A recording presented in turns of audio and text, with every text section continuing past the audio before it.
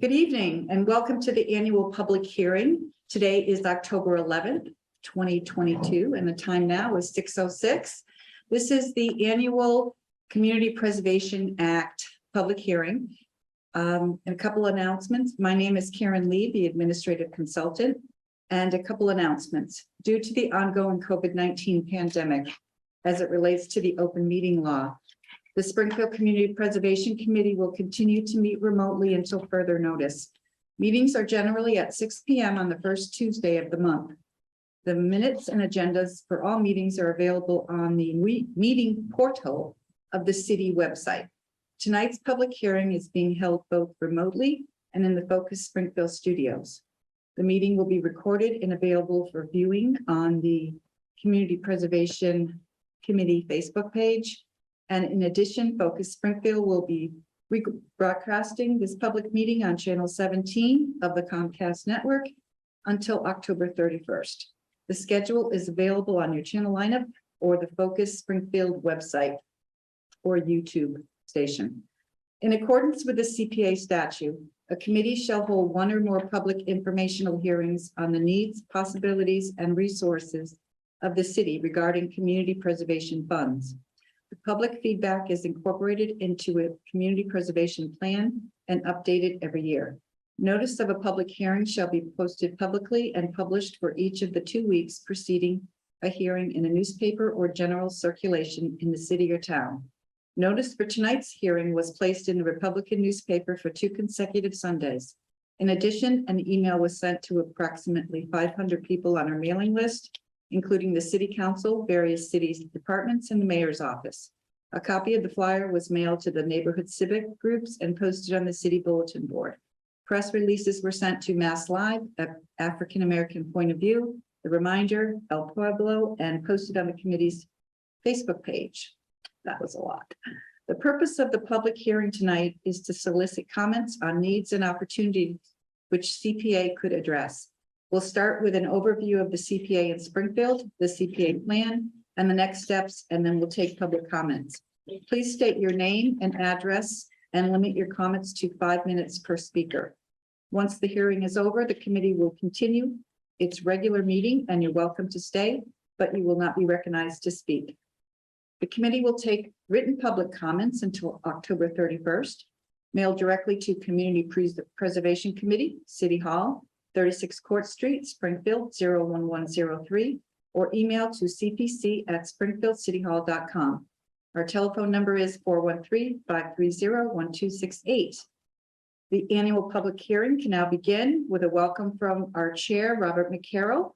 Thank you for everyone for joining us tonight. Well, thank you, Karen, and welcome committee members. It's good seeing you in person. For those that are here, and welcome to the public who's here and visiting us remotely. So every community that has CPA has to have a minimum of 5 members, and they come from designated historic bodies. We have from the Historical Commission, Judith Kroll; from the Planning Board, Gloria DiFilippo; from the Conservation Commission, Juanita Martinez; from the Park Commission, Clinton Harris; from the Housing Authority, Willie Thomas. Additionally, CPA communities can have up to 4 additional members chosen as they wish. And in Springfield, our ordinance calls for 3 neighborhood representatives appointed by the president of the city council. They are Ralph Slate, Lamar Cook, Rhonda Sherrill, and then there's 1 additional member appointed by the Springfield Preservation Trust, and I am their representative. CPA in Massachusetts became a law in 2000. It enables cities and towns to join the program by their voters agreeing to it at an election, and it can help with open space and outdoor recreation, historic resources, and community housing. Springfield adopted CPA in November of 2016, and it was approved in every neighborhood, in every ward, and in 63 of our 64 precincts. Right now, about 189 of Massachusetts cities and towns have adopted CPA. So one of the first things that when you have a community preservation commission, we are to assess the needs of the community and to create a preservation plan that provides priorities and guidelines for funding. An annual budget is prepared and submitted to the city council, and ultimately applications are received and viewed with projects being recommended to the city council. This hearing is part of our annual solicitation of getting citizen input as to what can be some of the needs and some of the opportunities that CPA can help with. To date, we've just completed 5 years of CPA in Springfield. In fact, we make our presentation to the city council tomorrow night on our 2022 recommendations. And over those 5 years, CPA has brought into Springfield nearly $10 million that we would not have otherwise had. Now, CPA uses are restricted by law, and it is basically with open space, recreation, historic resources, and housing.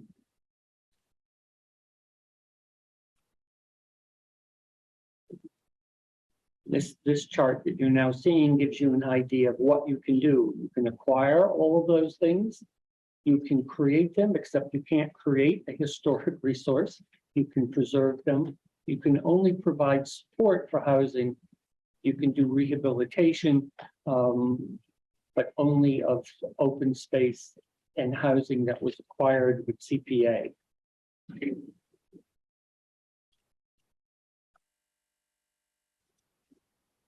Go to the next slide. So the state law defines what is open space, and you'll see the list there. Lands to protect scenic vistas, land for wildlife or nature preserves, land for recreation, agricultural land, aquifers, recharge areas. And now I can't see the slide, but I can at least read my notes. Fresh and saltwater marshes, oceans, streams, lakes, and pond frontages, beaches, and dunes. So recreation is outdoor. It can be passive or active. It can be things like trails. It can be youth and adult sports. It can be parks, playgrounds, athletic fields, community gardens. It cannot be used for maintenance or for structures such as gymnasiums and stadiums. And moving on to historic resources, a historic resource is either a building, structure, vessel, real property, document, or artifact that is listed on the State Register of Historic Places, or has been determined by the local historical commission to be significant in the history, archaeology, architecture, or culture of the cities. And lastly, community housing. Community housing is defined as low or moderate income houses for individuals and families, including senior housing. And for CPA purposes, low-income housing is less than 80% of area-wide median income, and moderate income is less than 100% of area median income. Now, when CPA started in Springfield, we created a preservation plan. We revise it every year. And the purposes of the plan is to establish a criteria to form the basis for evaluation of applicants, to establish the process and the timeline, to provide the application forms and background information, to inform everyone of our goals and our commitments, and provide a transparent approach, to provide City Council with background information. Now, in the current plan, what we've established as goals and priorities is renovating small neighborhood playgrounds and green spaces, creating improving community gardens, creating and enhancing opportunities for bikeways, walkways, trails on park and conservation land, controlling invasive plant species on park and conservation land, improving access to the Connecticut River and other water bodies for water-based recreation and enjoyment. For historic resources, it's to preserve and enhance, restore, rehabilitate things that have historic, cultural, architectural, or archaeological significance, especially if they are endangered. To work with owners on adaptive reuse to preserve the character of the city, to maintain the urban character of Springfield. And our priorities are looking to help structures that are deteriorated or are in imminent danger of demolition, if they're vacant, if they're built before 1850, if it's a landmark. Under community housing, our priority is rehabilitating vacant and deteriorated houses to sell to income eligible buyers, providing first-time home buyer incentives to increase owner occupancy, and assisting income eligible owner occupants with repairs, especially owners of 2 and 3 family houses. So after this hearing, our next step is to tweak and make a final copy of the plan for approval by the committee. We would be setting our timeline and in adopting the revised plan this coming winter. We will be making application materials and holding technical workshops in February. Applications would be due in early spring, and we would be making recommendations to the city council next fall.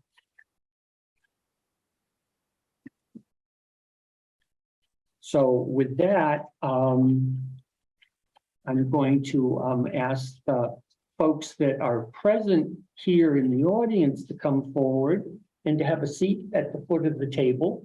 And here in the audience is Elmer Baez. So Mr. Baez, if you could start out, introduce yourself, give us your residential address, and give us your thoughts.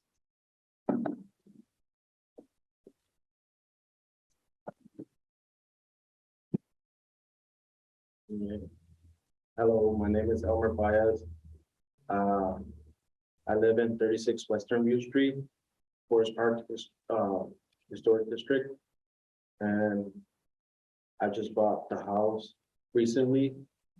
And thanks to you guys communicating to the public, I found out about these committees going on every month. I've been starting on this committee since July. And following you guys every month, and it's helpful. And I appreciate you guys for doing what you guys doing. And yeah, that's my thoughts. You guys are doing good with the neighborhood, the old houses, bringing them up, and I see some changes in Forest Park District. Yeah. Okay, thank you very much. The other folks who signed up to be here in person haven't yet shown up, so we do have a few people remotely that would like to speak. well, yes, yeah, I'm aware of that. Oh, I'm sorry. Okay. So, but I'll let you handle the remote folks, because you can just introduce them and they can introduce themselves and give us their thoughts within a 5-minute time frame. Okay. First, we have Deborah Hubbard. Deborah, did you want to? Yes, thank you very much. I am Deborah Huber. I reside in East Springfield, 342 Page Boulevard. And I'm happy to have been the recipient, not directly, but of our neighborhood for various CPA funds for things at our Marshall Roy Field in particular in the past. I would like to see that the CPA funds could possibly help us look after our city better than we currently do. I was recently took an inventory or an investigative walk at Indian Leap, which is in the Indian Orchard section of the city, to find that people are illegally dumping their yard waste along the edge of the area, that homeless encampments have been abandoned and are very trashy inside the area.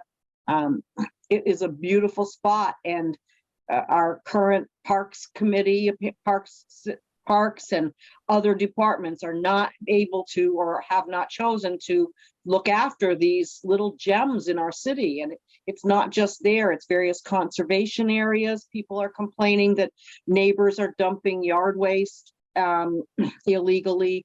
And I don't know if CPA funds or the process here can help address looking after our city in a better way, that we might be able to look at our city and think it's beautiful instead of seeing all this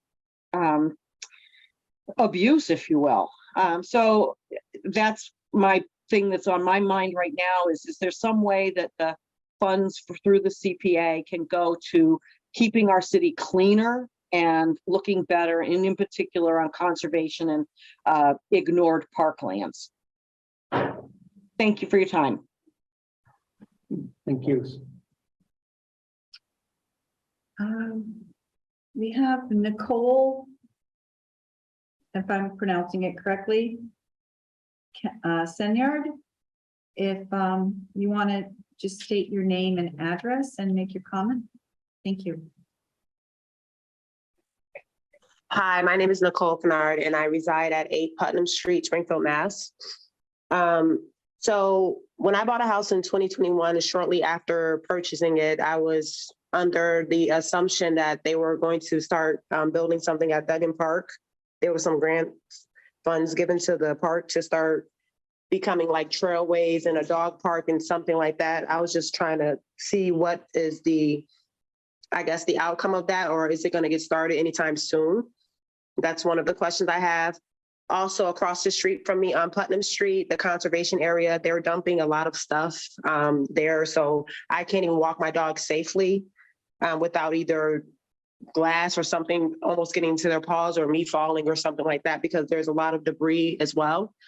Also, if you look, there's a lot of trees that's leaning towards the street that looks very dangerous. Like saying if like maybe a storm was to come, they would probably fall on houses or something like that. And also, I don't know about funds. I know it's for the outside, but I just feel like a lot of these kids are bored in the city of Springfield. And I feel like there should be enough money to do some type of recreation, not necessarily outside, but for inside of something, because obviously it's just kids are starting to become violent because there's nothing else to do. And that's pretty much all I have to say at this point. Thank you. And you had asked the question on what was the park that you mentioned to begin It with? was supposed to, I thought it was supposed to be where Duggan Academy was or is, that open field right there. I thought it was supposed to be a dog park, trailways, something like that, a community garden. That's what I had read. Like, Just want to make sure. So is just to clarify, Duggan is the one that's on Wilbraham Road and Breckwood Boulevard, is it? yes. So there is a major undertaking by the park department. CPA money is a small component of it. It is to build a better baseball diamond, to build community gardens, to build a walking trail, not a dog park, and to build what will be a replacement for the football field that used to be behind the old Putnam Trade High School. And like I said, CPA is part of it. It is funded by multiple sources. And my suggestion is that you should check with the park department, because we don't actually do the projects. We provide money to municipal departments or nonprofit entities that actually do the projects. But there is something underway, but it's not ready to start yet because they're still putting together the funds, because it's going to be something like a $3 million project when it's all said and done. And also, as far as the dog park goes, the CPA did provide money for a study for a dog park, which was undertaken by the city council, but it wasn't to actually build the dog park. It was just sort of to figure out where the best place would be for the dog park. I don't know the status of that particular study. Thank you, Ralph. And the study came out and selected a site that is more or less behind, that is adjacent to TJ O'Connor's facility up on Cottage Street. Yeah. But once again, that's the study. Not sure where it is in the process of getting the money to actually build the dog park next to TJO. Okay, can I just have one additional question? I guess I wanted to know, why is it only the historic part of Springfield that gets the help? Because my house that I purchased is relatively old, and I just feel like if any house is at least 100 years old, you would have some type of funding to help for obviously things like that fall apart after certain years or whatever else you could say. Like, why does it have to be specific to just the historic, quote unquote, parts of Springfield? Well, I'd like to answer that. And so if you're in a local historic district, there are certain requirements that are put on you for your house. So for example, you're not allowed to vinyl side your house. You're not allowed to replace the windows. You're not allowed to remove your porch, that kind of thing. So the historic homes program, which I think you're referencing, is sort of a way to help homeowners who are in local historic districts and have these additional requirements on them cope a little bit with the additional expenses that being in the historic district enables. It's not meant to sort of be sort of a general fix up your house program for the city. It's meant to sort of represent, keeping these districts to the standards that they're required to be kept up to, and recognize that homeowners do have additional expenses to do that. Okay, thank you. All right, next speaker. That's all that I see here logged in. So unless there's anyone else that I'm not seeing that would like to say something, if not, we're done with the. Oh, Judith Crowell has her hand up, but she's a member, so. Just wanted to mention too that the city does have a healthy homes program for homeowners. And they do have ARPA funding for that, for exterior repair program. And you can find that on the city's website. I'll put it in the chat. Thank you. Yep. Thank you, Judy. Okay, I think this concludes the. this would, well, I guess, we tend to be fairly informal. So if someone shows up later in the meeting, we'll give them an opportunity to address us. But that more or less will conclude the public hearing.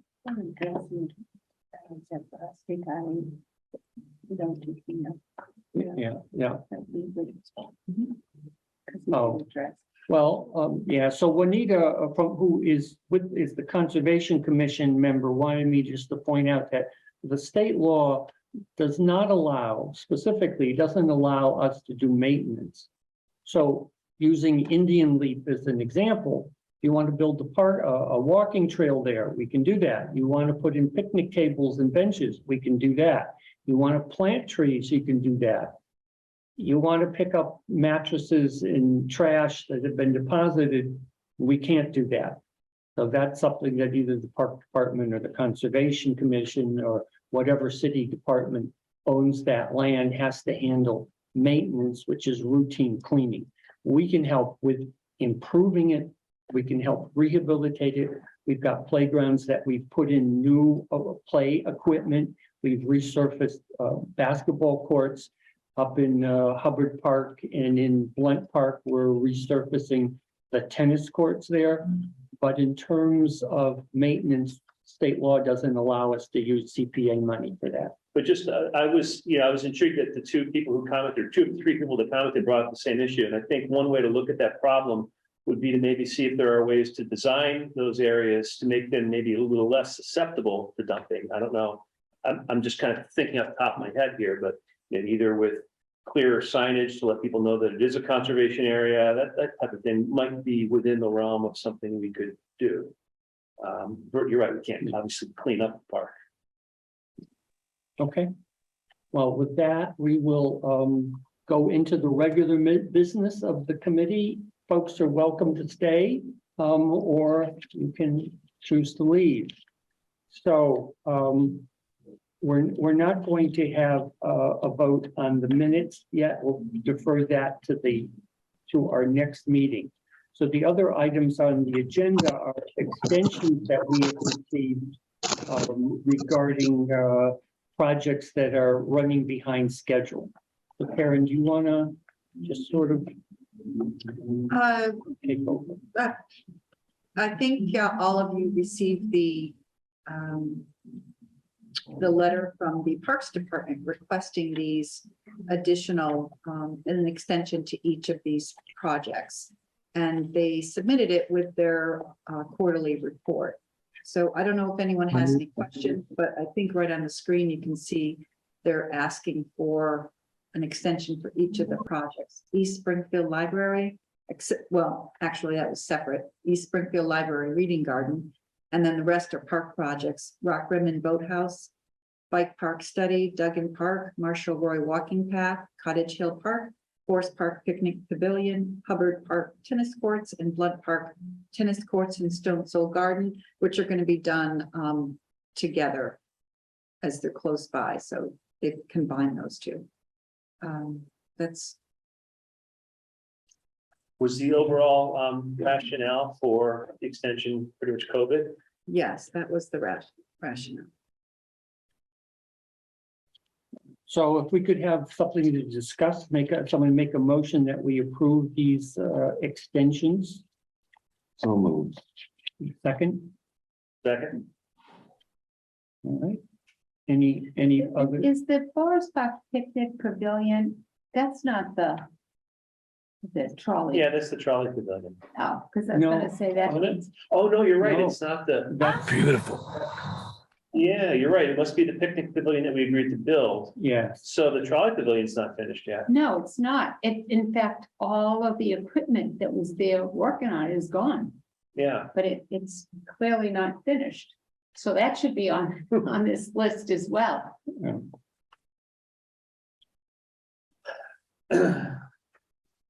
well, either they're anticipating finishing it at whatever their schedule is, and I don't know what the specific schedule for that is. maybe that's supposed to be done by this year, by Yeah. November.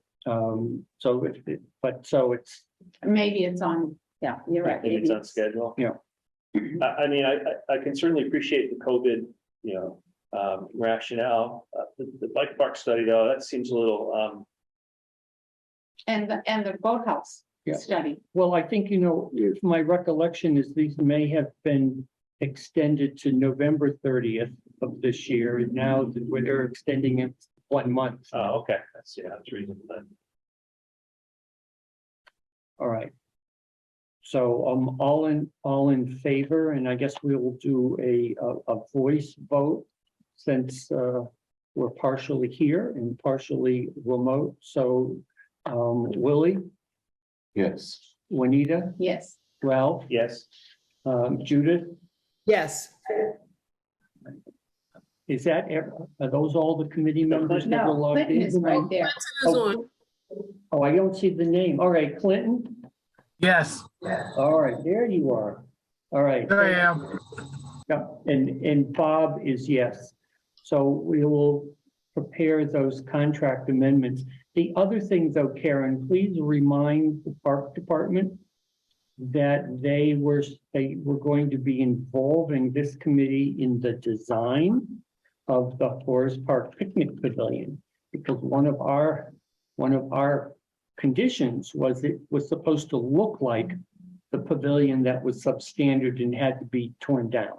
We did not want a Rockies or Home Depot off the rack. We wanted something that had the same rustic nature of the pavilion that had to be removed. Okay. All right, so the next item is to enter into a new contract with the administrator. As you know, the administrator's job is a contractual one. It cannot be longer than 3 years, and then you have to go out for bid again. So we issued a request for proposal to go out for bid, and the only proposal that came in was for Karen. And the law department has drafted a new contract, which is a 1-year contract that can be extended twice. So it could be extended up to 3 years. And so I need a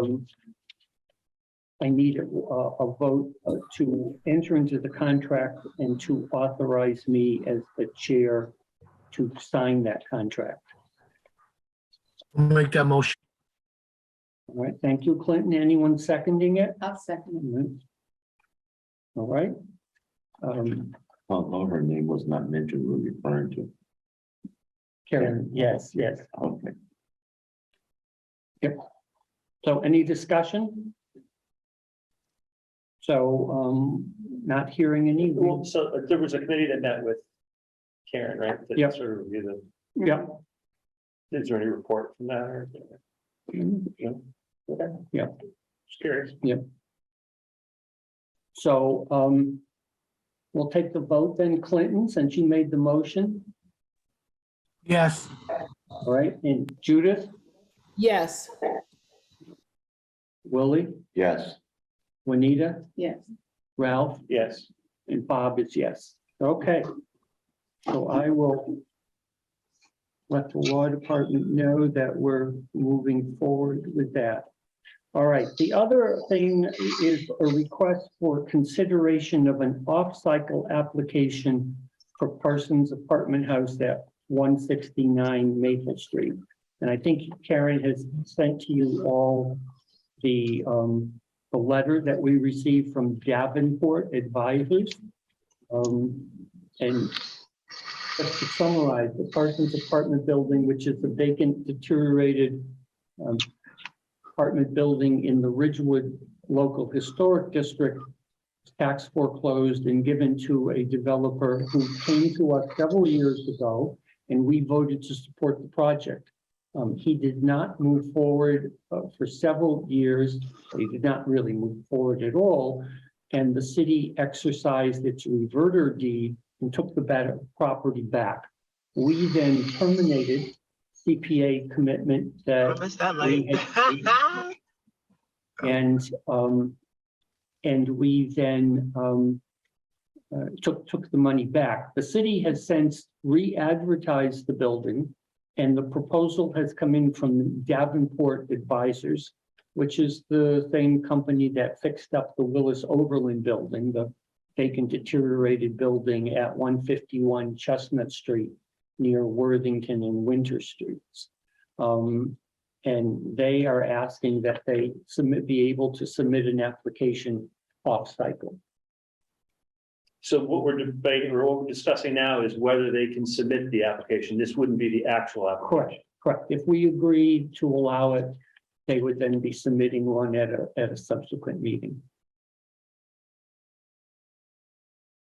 Well, for the purposes of discussion, I'll make a motion that we allow the submission of an off-cycle application for the one for 169 Maple Street. Okay, second? Awesome. All right. I'll second. Well, thanks, Judy. We need to beat you to it. Oh, no problem. That's all right. Comments by committee members. Well, I think that, you know, our criteria has generally been that we would hear an off-cycle application if we felt as though the property was sort of in danger, you know, being vacant, and if there was sort of a need for the urgency. It wasn't just sort of that, you know, the people decided that, hey, they realized that they finally want to work in the building. I think that the letter that was sent to us outlines the fact that there is a need to show funding for the city council, I believe is the way they put it. And that would, to be qualified to hear at least what their application is. If they do have a need that will pass by, if it's not heard off cycle. And this building has been abandoned for 11 years now, I believe, since the 2011 tornado. Is that right? That I don't remember. Yeah, at least since the It's a while. 2011 tornado when it got hit. I think that's when it sort of went vacant. So to me, it's a building that is in risk because every year that a building like that sits unoccupied, it's an opportunity for it to be burned down by somebody. Okay. Any other comments from committee members?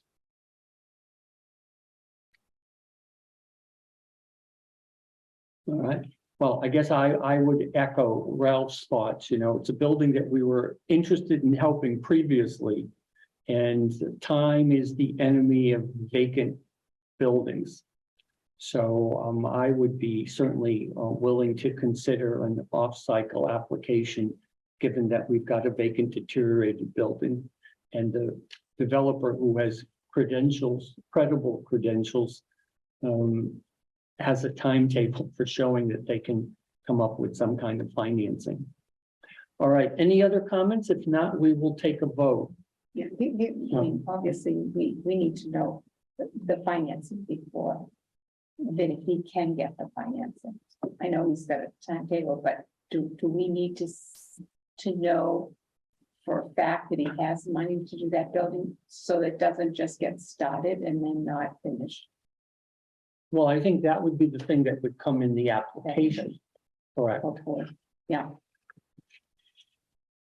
So any other questions or comments before we take a vote? Well, one other question. Yeah. As far as the money that was returned to us, did we ever allocate that or is that still unallocated? This year, we're recommending 16 projects, so that money has been. Oh, it got put back in. It actually came back into the CPA pot, and that, as well as for the French apartments, the row houses across Maple Street, which was another failed project, that money has come out. Yeah. And that's part of the money that's then, those 16 projects that we're recommending tomorrow night to City Council, that money's now in them. Okay. Yeah, so if we choose to go forward with an off-cycle application and we choose to recommend it, that money will come out of this year's budget, what I call new money. Right. The money that, will he be restricted to the total dollar amount that was previously allocated for the project? Or is he allowed to come out with a bigger budget? Sure, yes, he can, he's not bound. We're not saying that we're transferring just the amount that was with the old developer to this person. I think the Parsons apartment building was around 98,000 before. So they could come in with an application that is as high as, our policy is we give up to 250,000 in any one cycle to any one applicant. So they could come in with a different figure than previously. Any other questions? All right, starting with Ralph, Yes. Juanita, Yeah. Willie, Yes. Clinton, Yes. Judith, Yes. and Bob is a yes. Okay. So Karen, you can let them know that they can submit an off-cycle application for consideration. Okay, I think we have a new person who joined us. yes. Okay. We're actually having two, but Charlene Diaz is here, Mhm, who had signed up. Yeah. So do you want to take that now or? sure. Okay, Yes, yes, I'm here. I've joined on my phone so I can just see things a little bit, but I couldn't get in on the other link. But I'm here.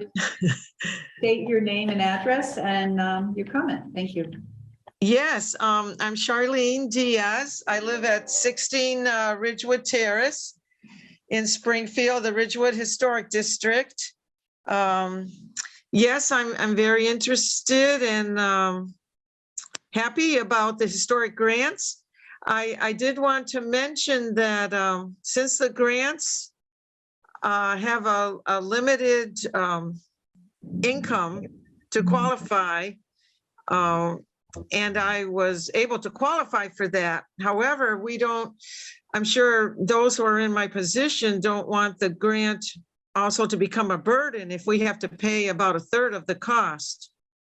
And so that's why I joined tonight, because I wanted to mention that it would be so much more helpful if the entire cost of the project could be paid by the Preservation Committee, rather than having the homeowners pay a third of it. Because when you're talking about projects that cost several $1,000s, it would be a good chunk, 5,000 or 10,000 at least for the homeowner, and that could be difficult for many, I'm sure. So we're hoping that the Community Preservation Committee will consider paying the whole grant. Okay. All right, thank you. You're still not getting on, and Michael Ferrier is, he's on that other link, but he's having trouble getting on. I sent it to him. Yeah, His text, I sent it to him. I'm communicating with him on my laptop and so I don't know, Michael, is there anything you would like me to say to the committee for you?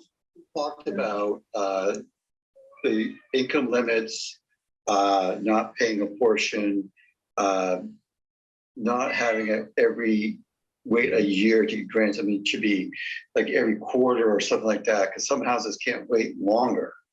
You know, they need like some repair or restoration sooner than later.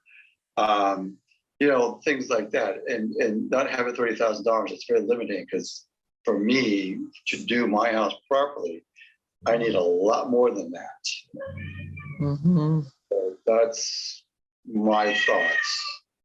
So Were you able to hear him at all? Yes. Yes. Oh, good, good. So along the same line as my comments, that, you know, it would be, we want to avoid having this become a burden to us if we have to pay a portion of it.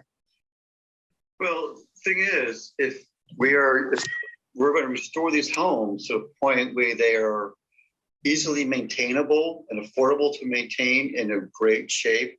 I mean, the financial bullet has to be bitten to do it right the first time, and not just $30,000 increments, you know, wait a year. I mean, find a dire house or one that is really worthy of restoring, do the whole thing, you know, and just get it done and do it right. So I think that'd be a better way of preserving instead of piecemealing here and there throughout the neighborhoods. It's like, you know, let's get a whole project done. You know, I mean, let's just do it and do it right. Because if you do it right the first time with the quality of the craftsmanship, the materials, and do it all right, first time, the maintenance on the road will be easier for the homeowner to maintain the historic house in a well-preserved state. Mhm. Okay. I hope that makes sense. Uh-huh.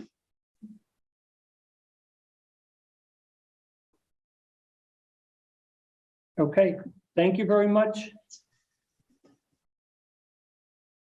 All right, so now we will go back to the agenda, which is, I put on it the discussion of the Historic Homes Program lien issue. Karen sent out an email sort of summarizing the thoughts on it. And in which, so Karen, why don't you just succinctly give us the, 1 minute elevator. yes, That's what correct. we want. Okay. So all of you received all the details on it, but this is really a snapshot. So the promissory note and the mortgage lien were a requirement in the pilot program to have, as well as the contract. And so Attorney Hannafan explained that the decision to create the promissory note and mortgage lien was a policy choice and not a legal requirement that was put in place to protect against the work not being completed. That's what the committee wanted. So there may be occasions when a job doesn't get finished, and that would be unfortunate. But since CPA funds are not expended until work is accomplished or completed in agreed upon intervals, is it reasonable to potentially encumber a person's home for failure to complete the work done when CPA funds are not at risk and the documents are not required for any other grantees? I'm asking the committee to reconsider the purpose and the necessity of the promissory note and mortgage lien in the homeowner contract for the Historic Homes Program. So Ralph, let me ask you this question. I don't remember the committee having that discussion that we needed a lien as well as a contract. Is that something that is, let's call it the subcommittee asked planning to do 2 years ago? If I recall, I think that planning raised the initial issue about pre-funding the deposit, which would go to the contractor, meaning that if somebody had a project and they needed to get the project started, that money would need to be paid to the contractor before the contractor would do the work. And the thought was that we didn't want the city to be in the position where we sent money to a homeowner or a contractor and the work didn't get done.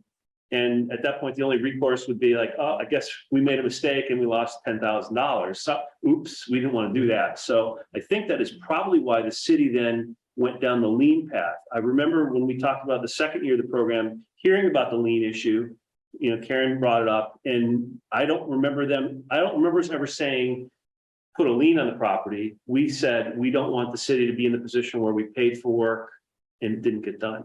But it sounds like the program, the city does not allow for expenditures of work that is not yet started. So in that particular case, a homeowner, even if they would get a full $30,000 grant, would have to put up the deposit themselves with the contractor or come to an agreement with the contractor to start the work prior to receiving a deposit. And there would be no lien needed because the city wouldn't be paying money for work that hadn't been accomplished yet. So I think it's reasonable to drop the lien condition as long as the city is not putting money out and fronting the money, essentially. Yeah, I mean, that sounds reasonable to me, as long as the city's not having to upfront the money, no lien. Yeah, the downside I see is that I suspect that we will probably have a few projects that won't get accomplished because if a homeowner doesn't have their $10,000 deposit and the city can't give the deposit, then the work won't start. But that's just sort of the consequence, I guess.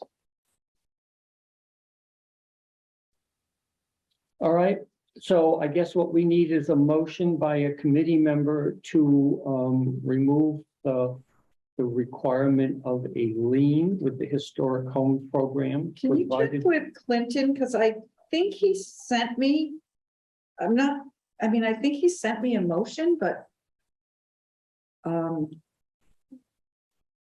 he could probably just Yes. spell, right?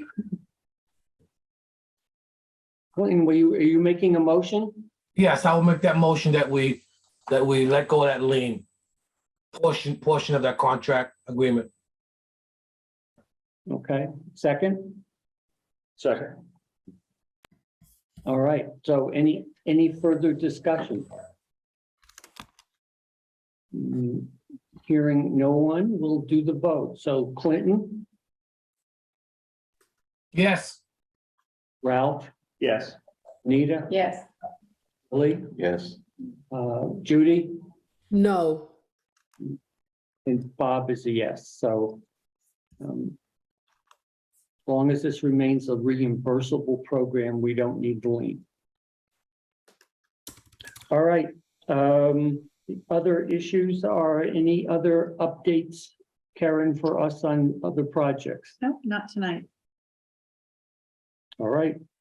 Anyone have any other matters? If not, that will conclude the meeting. We next meet on Tuesday, November 1st. All right, so a motion to adjourn. I'll make a motion that we adjourn the meeting. Second, all right, so we'll do the vote. Juanita, Yes. Ralph, Yes. Lily, Yes. Clinton, Yes. Judith, Yes. and Bob is a yes. So the hearing and the meeting has concluded. Thank you for everyone for being here, and you can always look at us on reruns at Focus Springfield or on our Facebook page. All right, and just as an update for a reminder with committee people, I am making the presentation City Council at 4:30 tomorrow at a special meeting with the 16 2022 recommendations.